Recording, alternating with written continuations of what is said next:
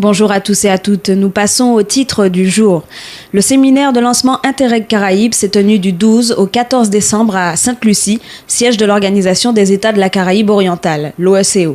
Interreg Caraïbes est un programme CTE, coopération interrégionale européenne, permettant aux opérateurs de Guadeloupe, Guyane, Martinique et Saint-Martin de mettre en œuvre des projets gagnant-gagnant avec leurs voisins de la Caraïbe. Les principaux critères pour la sélection des projets, leur caractère pertinent, opérationnel et structurant et la qualité du partenariat mis en œuvre. 30 idées de projets ont été retenues sur 114. Ces derniers portent sur des thématiques telles que les transports, la prévention des risques naturels, l'environnement, la santé, la mobilité professionnelle et le renforcement des capacités linguistiques. Interreg Caraïbes bénéficie par ailleurs d'un budget d'un peu plus de 85 millions d'euros, dont 64 millions au titre de Fonds européen du développement régional, la FEDER, pour soutenir des projets répondant à la stratégie du programme et aux besoins des territoires. Les agences bancaires LCL Antilles-Guyane sont en grève depuis le 19 décembre. En effet, les salariés dénoncent une disparité entre l'Hexagone et les régions d'outre-mer depuis la fusion avec la Banque française commerciale, la BFC, et le Crédit Lyonnais. Ils n'admettent pas notamment la suppression unilatérale de leur prime annuelle d'assiduité de 1 500 euros à compter du 1er janvier 2017 et s'insurgent contre le projet de suppression du principe de subrogation qui permet de maintenir le versement du salaire des agents, notamment dans le cadre d'un arrêt maladie.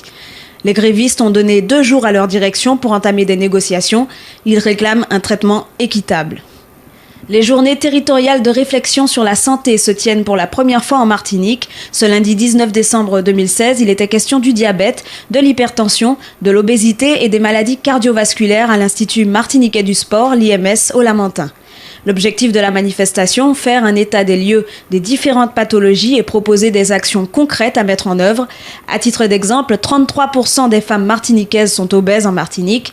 Une problématique de santé sera abordée 1 fois par mois jusqu'en avril 2017. La première conférence a été animée entre autres par des nutritionnistes, des sociologues et des médecins. Les danseurs du ballet tchèque créole ont rendu un vif hommage à leur chorégraphe hier à l'église de Sainte-Luce pour ses obsèques. Les membres du ballet en tenue de scène ont fait une haie d'honneur en hommage à Sandrine Filin, 37 ans, qui a consacré plus de 30 ans de sa vie à la danse traditionnelle. De nombreuses personnes portaient un pin sur lequel était inscrit « Sandrine, tu resteras à jamais dans nos cœurs ». La Martinique toujours en vigilance jaune pour mer dangereuse à la côte. Quelques averses s'invitent au programme, mais c'est globalement un temps calme qui domine. Le vent de secteur est souffle modérément à assez fort, jusqu'à 40 km/h en moyenne. Les rafales peuvent atteindre 60 km/h sous les averses. La mer est forte en Atlantique et dans les canaux, avec des creux moyens qui sont compris entre 3 mètres et 3,60 m. Voilà, c'est tout pour l'information de ce midi. Restez à l'écoute de Radio Sud-Est. Toute l'actualité des régions d'outre-mer et des ultramarins de l'Hexagone sur outremernews.fr.